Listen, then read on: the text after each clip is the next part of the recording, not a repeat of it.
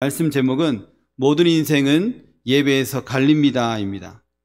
사랑하는 성도 여러분, 사람의 인생, 사람의 어떻게 보면 운명이라고 볼 수 있는데 그것들을 결정하는 것이 무엇입니까? 라는 질문을 한다면, 누가 저한테 묻는다면 당연히 예배라고 말할 수 있습니다. 많은 사람들은 사회적 성공, 학벌, 인간관계, 그것이 성도의 삶을 가장 크게 결정한다고 말할지 모르지만 성도의 삶을 가장 크게 결정하는 것은 단연 예배라는 것입니다. 오늘 본문에 보면 두 형제가 등장합니다. 가인과 아벨. 우리가 너무나 잘 아는 인물들이죠. 두 사람의 운명, 두 사람의 인생은 예배로 인해서 극명하게 갈라져 버립니다. 가인의 예배는 거절되었죠. 거절받은 상처를 가인은 감당할 힘이 전혀 없었습니다. 거절의 아픔은 심히 마음에 큰 상처를 주잖아요. 아벨의 운명, 그는 예배로 인해서 또한 예배의 성공자가 되어서 하나님께 어떻게 보면 칭찬받는 하나님의 사람이 되었습니다. 가인의 예배는 거절되었고 아벨의 예배는 하나님께 받아들여졌습니다. 이 사건 이후에 가인의 삶은 끝없는 방황과 저주가 이어지고 있는 모습을 성경을 통해서 볼 수 있습니다. 오늘 이 말씀을 통해서 인생의 성공적인 예배가 어떤 예배인가, 그것을 한번 살펴보려고 합니다. 왜냐하면 성공적인 예배가 우리의 인생을 판이하게 다르게 만들기 때문입니다. 성공적인 예배자, 첫 번째는요, 하나님의 임재를 기억하는 예배자입니다. 2025년이 밝아왔잖아요. 2월이잖아요. 정말 중요한 것은 올해 어떻게 하나님께 참된 예배자로 설 것인가라는 질문을 우리 스스로가 던져봐야 됩니다. 그리고 예배의 자리에서 반드시 기억해야 할 것은 이 자리에 하나님의 임재가 이 자리에 임했다라는 것을 생각해야 된다는 거죠. 생각하지 않고 그냥 드리면 이 시간이 허무한 시간이 될 수 있습니다. 그러나 이 시간에, 이 자리에 하나님께서 나를 부르셨고 이곳에 하나님이 친히 임재하셨다라는 그 기억을 하고 한다면 우리가 이 예배 시간에 잠을 자거나 딴 생각을 할 수 없다는 거죠. 예배라는 말 찾아보니까 월십이죠. 월십. 가치라는 단어에서 나왔습니다. 가치. 우리가 가장 가치 있다고 생각하는 것이 무엇입니까? 말한다면 하나님을 예배하는 것이 우리에게 가장 가치 있는 것입니다 라는 뜻을 갖고 있습니다. 어떤 사람들은 돈, 또한 명예, 가족을 위해 살아가지만 성경은 예배의 성공자가 되라고 말하고 있습니다. 하나님께 최고의 가치를 두는 것, 그것이 하나님께 예배하는 것이다 라고 말하는 거죠. 요한복음 4장 23절에 아버지께 참되게 예배하는 자들은 영과 진리로 예배할 때가 오나니 곧 이때라. 아버지께서는 자기에게 이렇게 예배하는 자들을 찾으시느니라 말씀하고 있습니다. 너무 놀라운 말이죠. 하나님은 참된 예배자를 지금도 찾고 계신다. 예배의 성공자를 지금도 주님은 찾고 계신다라는 것입니다. 어떻게 보면 우리가 막 하나님을 찾는 것 같지만 그렇지 않습니다. 하나님께서 먼저 우리를 찾으시고 우리에게 다가오신다는 거죠. 특별히 하나님은 예배하는 자, 영과 진리로 예배하는 자를 찾으신다는 것입니다. 온전히 자신의 마음을 주께 드리는 자를 주님은 찾으신다는 거죠. 창세기 오늘 본문 4장에서도 하나님께서는 가인과 아벨에게 지금 주목하고 계십니다. 두 사람에게요.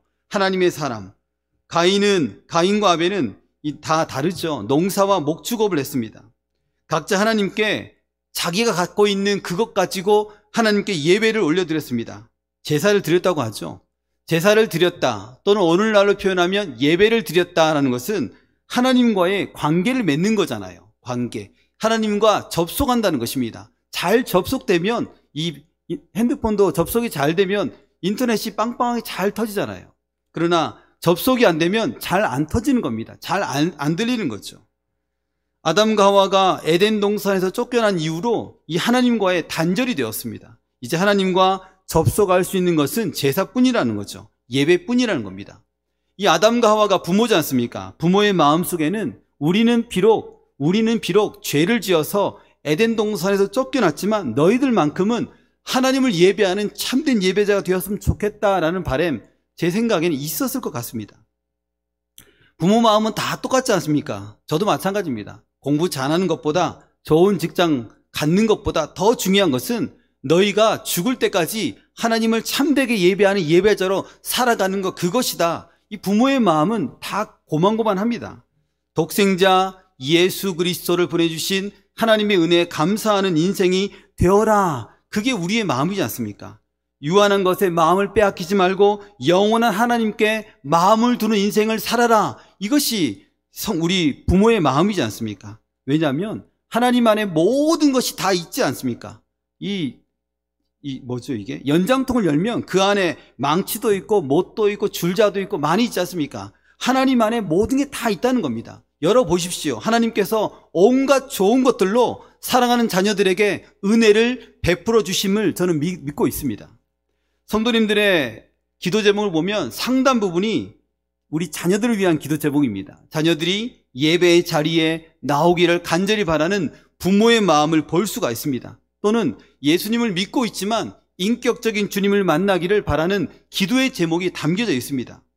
아담도 하와도 아마도 가인과 아벨을 보면서 너희들만큼은 참된 예배자가 되라, 그런 마음으로 기도하지 않았을까 생각이 됩니다. 그런데 하나님은 아벨과 그의 제물을 받으셨지만 가인과 그의 제물은 거절하셨다라는 거 말하고 있습니다. 창세기 4장 4절 5절입니다. 우리 함께 읽겠습니다. 아벨은 자기도 양의 첫 새끼와 기름으로 드렸더니 여호와께서 아벨과 그의 제물은 받으셨으나 가인과 그의 제물은 받지 아니하신지라. 가인이 몹시 분하여 안색이 변하니. 여기서 우리는 거절당하는 제사가 있구나라는 것을 알아야 됩니다. 거절당하는 예배가 있구나라는 것을 알아야 된다는 거죠. 주일에 다들 모든 것을 내려놓지 않습니까? 사업장에 사업도 내려놓고 분주한 모든 것 내려놓고 교회에 오시지 않습니까? 예배의 자리에 앉지 않습니까? 하나님께 예배 드리지 않습니까? 그런데요, 예배를 받지 않는 경우도 있다는 것입니다. 신앙생활 35년, 40년 하신 분들도 계시죠? 얼마나 많은 예배를 드렸겠습니까? 40년을 계산하면 52주, 1년 52주, 그리고 40번 계산하면 2080번에 라는 숫자가 나옵니다. 2080번의 예배를 드렸다는 거죠. 그런데 하나님이 그 2080번의 예배를 받지 않으셨다라고 생각한다면 얼마나 비참합니까? 그렇게 40년간 하나님을 예배했는데 하나님은 난 한 번도 너가 진심으로 드린 예배를 받은 적이 없다, 그 한마디를 듣는다면 얼마나 끔찍할까요? 비참할까요? 그래서 우리는 정말 하나님 앞에 영과 진리를 드리는 참된 예배자가 되기를 소망하며 몸부림치는 그런 모습이 반드시 있어야 됩니다. 예배의 자세가 중요하다는 거죠. 히브리서 11장 4절은 말합니다. 믿음으로 아벨은 가인보다 더 나은 제사를 하나님께 드림으로 의로운 자라 하시는 증거를 얻었으니 하나님이 그 예물에 대하여 증언하심이라. 그가 죽었으나 그 믿음으로써 지금도 말하느니라. 아멘. 아벨은 믿음으로 예배를 드렸고 가인은 믿음 없이 예배를 드렸다라고 말합니다. 겉으로 보기에는 같은 예배 같지만 우리 하나님께서는 이 자리에 앉아있는 저와 여러분들을 보면서 그 마음의 중심을 살피신다는 것입니다. 믿음으로 예배를 드리는가, 아니면 딴 생각, 딴 마음을 품고 그냥 이 자리에 와서 몸만 앉아있는가, 그걸 보신다는 것입니다. 지금 이 자리에 우리가 가장 중요한 것은 하나님께서 함께 하신다는 그 하나님의 임재를 믿어야 됩니다. 그리고 반드시 예배 때마다 생각해야 됩니다. 그러면 딴 생각, 딴 마음 품을 수가 없다는 거죠. 감히 그럴 수가 없죠. 마음이 가벼울 수가 없습니다. 허투루 예배할 수가 없습니다. 이 노진준 목사님의 예배 사색에서는 예배에 대해서 이렇게 말합니다. 예배는 단순히 우리가 즐기는 시간이 아니다. 하나님께 모든 초점을 맞추는 시간이다. 돋보기가 생각나지 않습니까? 돋보기 어렸을 때 많이 이렇게 태양에 비춰가지고 불을 한번 내보기도 하고 그런 거 해봤지 않습니까? 초점을 맞춰야 되죠. 초점을 맞추는 시간이 바로 이 예배, 하나님께 예배 드리는 시간인 겁니다. 나에게 있지 않죠? 하나님께 있는 겁니다. 주일 아침 분주한 얼굴로 대충 준비해서 예배에 참석하는 것, 저는 사실 이게 좀 바꿨으면 좋겠어요. 찬양 시간에 의미 없이 그냥 부르는 것들, 그것도 좀 바꿨으면 좋겠고요. 설교를 들으며 졸거나 딴 생각하는 것도, 이런 것도 좀 우리가 개선해야 될 것들이죠. 이 모든 자세의 출발점은 사실은 하나님의 임재를 믿지 않기 때문이다라는 것입니다. 사랑하는 언양교회 여러분, 우리가 예배드리는 이 시간에, 이 자리에 하나님이 임재하십니다. 그리고 하나님은 우리의 겉모습이 아닌 우리의 마음의 중심을 살피시고 계십니다. 하나님의 임재를 날마다 생각하고 인정하고 하나님 앞에 참된 믿음으로 하나님께 모든 초점을 맞추는 저와 여러분들이 되시기를 소망합니다. 성공적인 예배자 두 번째는요, 정결한 마음으로 드리는 예배자입니다. 이 가인은 하나님 앞에서 자신이 예배를 거절당하자 정말 몹시 심각하게 분노했습니다. 정말 분노했습니다. 그런데 그 분노의 원인이 자신에게 찾지 않고 남에게 찾는 겁니다. 아벨을 원망했습니다. 그러니 그의 마음속에 점철된 것들은 분노, 시기, 교만, 그런 마음으로 가득 찼습니다. 그런 마음을 가지고 하나님 앞에 예배 드리는데 하나님이 예배를 받으실까요? 안 받으실까요? 저는 안 받을 것 같아요. 누군가가 저를 찾아와서 내가 당신을 예배합니다 하는데 얼굴이 막 벌게 가지고 막 심장은 막 심박 변이는 막 150을 달리면서 다가온다면 저는 막 말하지 마, 그냥 다음에 말해. 좀 릴렉스하고 말했으면 좋겠어. 아마 그럴 것 같아요. 분노, 시기, 교만, 그 마음으로 막 가득 차온 그 상태로 하나님을 예배했다. 하나님께서 안 받으신다는 겁니다. 바른 예배는 이 거절감의 아픔이 있다 해도 하나님 앞에 이 모든 것들 다 맡기고 하나님 앞에 진실되게 나가는 거죠. 이 모든 것들 십자가 앞에 내려놓는 거죠. 창세기 4장 6절 7절에 여호와께서 가인에게 이르시되 내가 분하여 함은 어찌 됨이며 안색이 변함은 어찌 됨이냐. 내가 선을 행하면 어찌 낯을 들지 못하겠느냐. 선을 행하지 아니하면 죄가 문에 엎드려 있느니라. 죄가 너를 원하나 너는 죄를 다스릴지니라. 아멘. 이 분노, 시기, 원망 다 정리하고 하나님 앞에 예배를 드려야 된다는 겁니다. 십자가 앞에 다 내려놓아야 한다는 겁니다. 용서하지 못하는 것도 하나님의 그 십자가 앞에 다 내려놓고 예배 자리로 와야 한다는 거죠. 마태복음 5장 23절 24절입니다. 우리 두 절 같이 읽겠습니다. 그러므로 예물을 제단에 드리려다가 거기서 내 형제에게 원망 들을 만한 일이 있는 것이 생각나거든 예물을 제단 앞에 두고 먼저 가서 형제와 화목하고 그 후에 와서 예물을 드리라. 아멘. 용서 없이, 사랑도 없이 분노로 가득 차고 시기와 원망으로 가득 차는 그런 예배 하나님께서 받지 않는다는 겁니다. 다 정리하고 이제 하나님 앞에 그때 나오라는 겁니다. 심장이 터질 듯한 그 모습들, 얼굴이 홍당무가 되어서 하나님 앞에 나오는 그 모습들, 은혜 받을 수 없다는 것을 반드시 생각해야 됩니다. 결국 질투, 시기, 원망, 분노, 안 좋은 것들은 다 가지고 하나님 앞에 예배를 드렸던 그는 감당할 수 없어서 결국 아벨을 살해하는 끔찍한 범죄를 저지르고 말았습니다. 창세기 4장 8절에 가인이 그의 아우 아벨에게 말하고 그들이 들에 있을 때에 가인이 그의 아우 아벨을 쳐 죽이니라. 결국에는 감당하지 못할 일들이 계속 터지고 있습니다. 가인의 삶은 어떻게 되었습니까? 가인의 하나님의 심판을 받아 유리 방어하는 자가 되었습니다.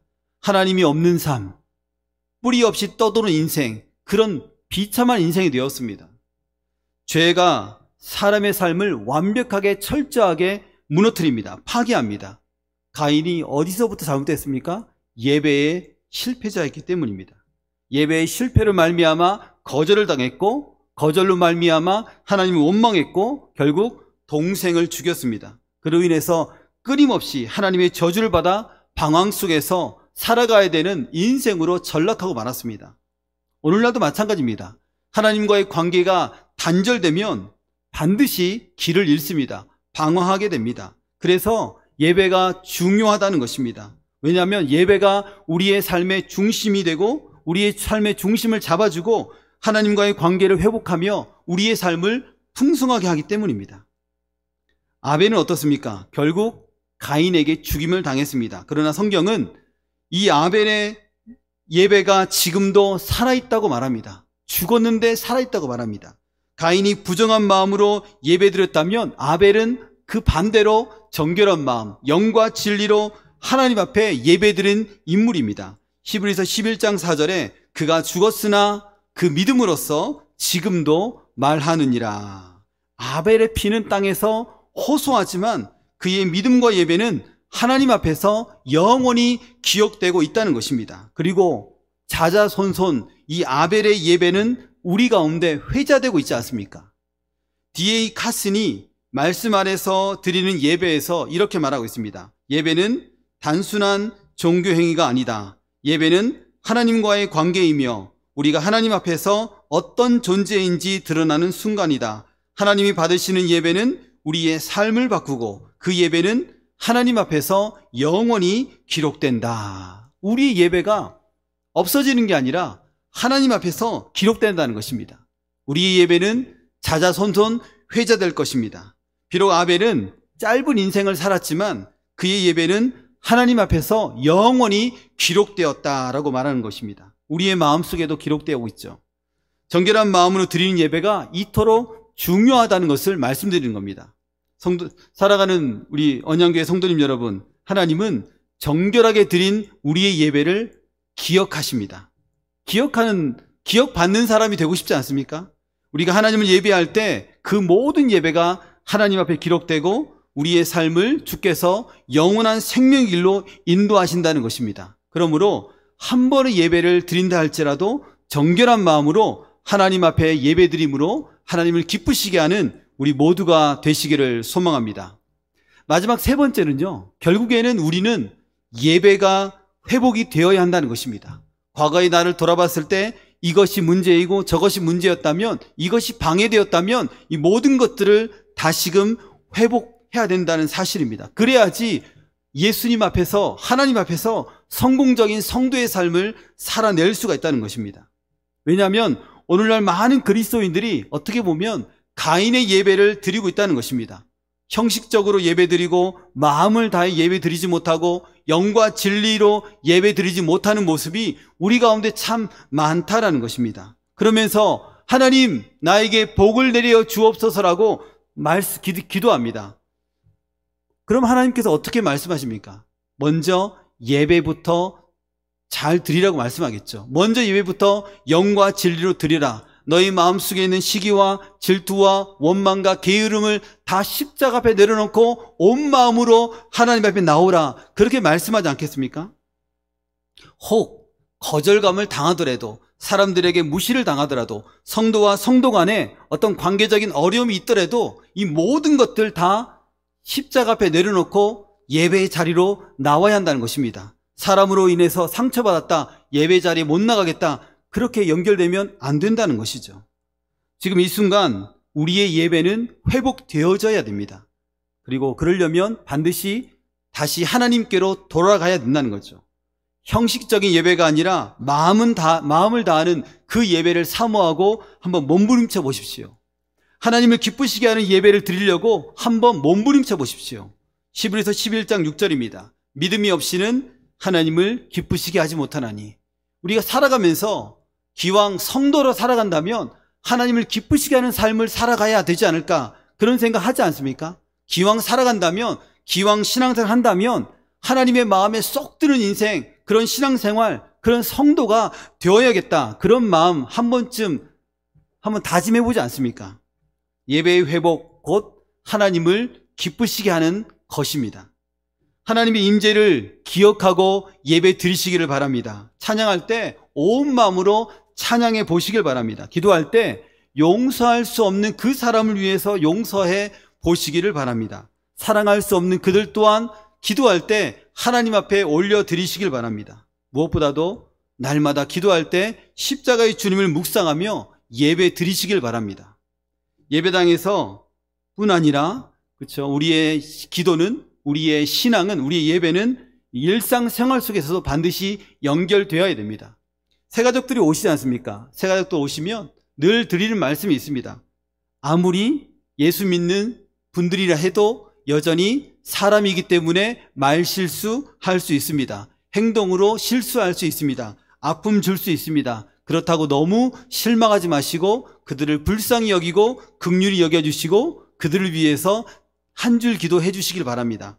별거 아닌 것 같죠. 그렇죠? 그러나 우리도 실수한다는 것입니다. 우리도 실패한다는 것입니다. 우리도 말로 행동으로 상처 준다는 것입니다. 그러나 안 했으면 좋겠다는 바람이 있습니다. 새가족들에게 조금 더 넉넉한 사랑으로 베풀어주고 아름다운 말로 그들을 보듬어 주었으면 좋겠다는 바람이 있습니다. 우리 교회는 여전히 새가족들에게 참 많은 사랑으로 그들을 보듬어 줍니다. 그러나 더 많은 사랑으로 보듬어 주었으면 좋겠다라는 바람이 늘 있습니다. 그분들뿐만 아니라 많은 분들이 이구동성 말합니다. 예수 믿는 사람들은 좀 달라야 돼라고 말합니다. 그런데 그들의 마음에 이 달라야 되는데 안 다를 때 예수 믿는 사람들이 어떻게 저럴 수가 있지? 그런 말들을 참 많이 합니다. 네. 반박하기 이전에 우리의 삶을 돌아보고 우리가 드리는 예배의 그 모습이 삶으로 연결되도록 그 또한 우리가 노력해야 된다는 사실입니다. 예배가 회복되면 하나님 사랑이 되고 하나님 사랑이 되면 이웃 사랑이 되고 이웃 사랑이 되면 자연스럽게 우리의 말과 행동은 아름답게 변화됩니다. 사랑하는 여러분, 우리는 성공적인 예배자가 되어야 합니다. 2025년 많은 꿈들을 갖고 있죠. 많은 꿈들을 갖고 있습니다. 그러나 제일 첫 번째가 예배의 성공자가 되어야겠다라는 그런 꿈을 가지시길 바랍니다. 하나님께 초점을 맞추고 정결한 마음의 예배자, 그리고 예배의 회복을 꿈꾸며 하나님이 기뻐하시는 예배자로, 하나님이 기뻐하시는 예배의 성공자로 살아가시는 저와 여러분들이 되시기를 바랍니다.